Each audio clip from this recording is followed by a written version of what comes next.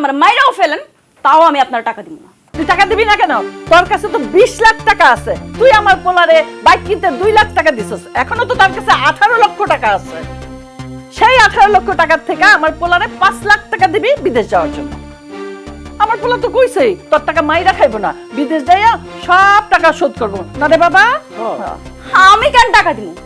আপনার বাড়ি ঘর সই সম্পত্তি আছে না, সেগুলা বিক্রি করে আপনি আপনার পোলারে টাকা দেন। ও মা, দেখছস কি কয়? হ্যাঁ, আমার বাড়ি ঘর বেচা যদি আমি আমার পোলারে বিদেশ পাঠাই, তাহলে তোর মতো বিধবা এক বাচ্চার মারে কেন আমি ঘরে বউ করে আনছি?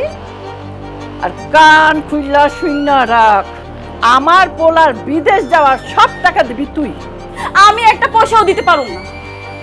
আর আপনি কেমন পোলা জন্ম দিচ্ছেন? হ্যাঁ, সে বাজার করার লাগে বউর কাছ থেকে টাকা নেয়, নিজের সব পূরণ করার লাগে বউর কাছ থেকে টাকা নেয়, সে বিদেশ যাইবো বউর কাছ থেকে টাকা চাইতেছে।